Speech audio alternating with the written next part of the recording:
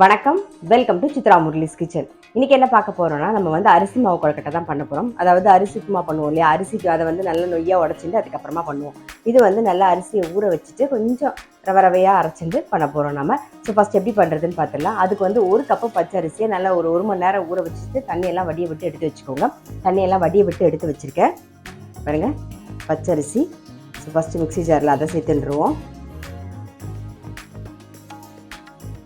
ஒரு அரை கப்பு தண்ணி சேர்த்துக்கலாம். பாருங்க, அரிசி இந்த மாதிரி ரவையா தெரியுதா உங்களுக்கு? குறைன்னு அரைச்சிக்கணும், தெரியுதா? இந்த மாதிரி குறைன்னு இருக்கணும். ஸோ நம்ம வந்து ஒரு கப்பு அரிசி எடுத்துக்கிட்டோம் அப்படின்னா அதுக்கு 2லேருந்து 2.5 கப்பு தண்ணி விட்டுக்கலாம். நம்ம ஏற்கனவே இதில் ஒரு அரை கப்பு தண்ணி விட்டுட்டேன். இன்னொரு அரை கப்பு இதுலேயே தண்ணி விட்டுடலாம். தேங்காய் எண்ணெய் விட்டுக்கலாம்.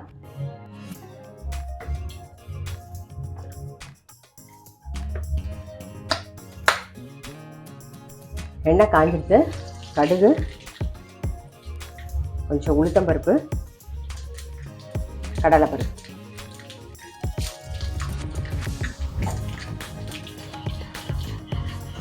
கொஞ்சமாக வந்து பெருங்காய பொடி சேர்த்துக்கலாம்.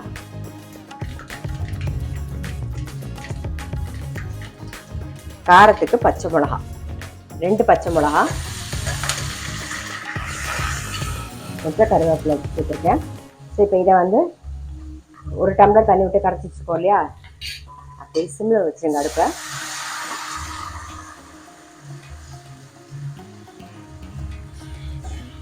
மிக்ஸி ஜார் அலம்பி இன்னும் கொஞ்சம் தண்ணி விட்டுக்கலாம்.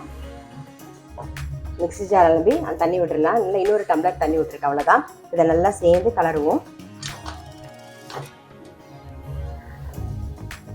இதுலேயே கொஞ்சம் தேங்காயும் சேர்த்துக்கலாம்.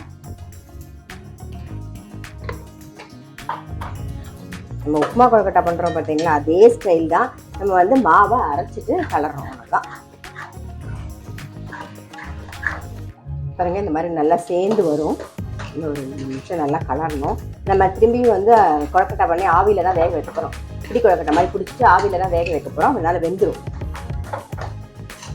நீங்கள் வந்து மாவு அரைக்கும் போதே உப்பு சேர்த்துருங்க. நான் உப்பு போட மறந்துட்டேன், அதனால இப்போ உப்பு போட்டுடுறேன்.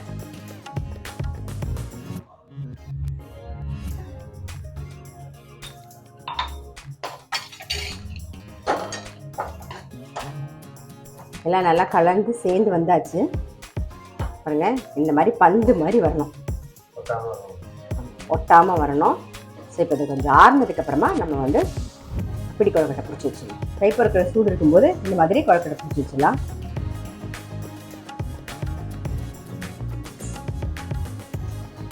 சைஸ்லாம் வந்து உங்களுக்கு தகுந்த மாதிரி நீங்கள் பார்த்து பிடிச்சிக்கலாம்.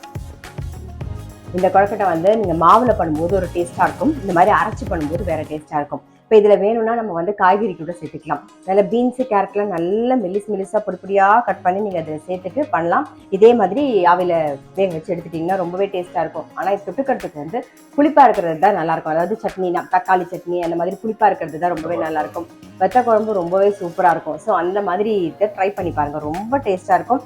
எண்ணெயும் ரொம்ப ஒன்றும் செலவு கிடையாது. நம்ம அந்த தேங்காய் நாரில் விடுறது தான். அதுக்கப்புறம் ஆவியில் வேக வச்சிடுறோம். கொழுக்கட்டை எல்லாம் ரெடி பண்ணியாச்சு. இந்த பக்கம் இட்லி பானையில் தண்ணி விட்டுருக்கோம், அதுவும் நல்லா காஞ்சிருக்கு.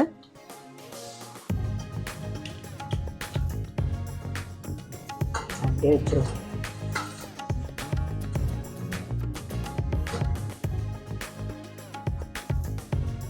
மூடி வச்சிடலாம், வேகட்டும். நல்லா ஒரு 15 நிமிஷமாவது வேகணும். ஸோ வெந்ததுக்கு அப்புறமா நம்ம பார்க்கலாம். நம்மளுடைய அரிசி கொழுக்கட்டை ரெடி ஆயிருக்கும். நான் இப்போ ஆஃப் பண்ணிடுறேன். ஆறுனதுக்கு அப்புறமா நம்ம எடுத்துடலாம். இந்த அரிசி கொழுக்கட்டை வந்து தொட்டுக்கிறதுக்கு தக்காளி சட்னி, இல்லைன்னா மிளகு குழம்பு, வெத்த குழம்பு நல்லாயிருக்கும். இஞ்சி துவையல், இல்லைன்னா இஞ்சி கறி பண்ணுவோம் இல்லையா, அது புளி இஞ்சி எல்லாமே நல்லா டேஸ்ட்டாக இருக்கும். புளிப்பாக இருக்கிறது எல்லாமே இதுக்கு ரொம்பவே சூட் ஆகும், நல்லாவும் இருக்கும். நம்ம வந்து அரிசி மாவில் பண்ணுவோம். ஸோ அதுக்கு பதிலாக நீங்கள் அரைச்சி பண்ணும்போது அது ஒரு டேஸ்ட்டாக இருக்கும். ஸோ இந்த மாதிரி ட்ரை பண்ணல அப்படின்னா கண்டிப்பாக வந்து ட்ரை பண்ணி பாருங்கள். நான் அடுத்த வீடியோவில் சந்திக்கிறேன்.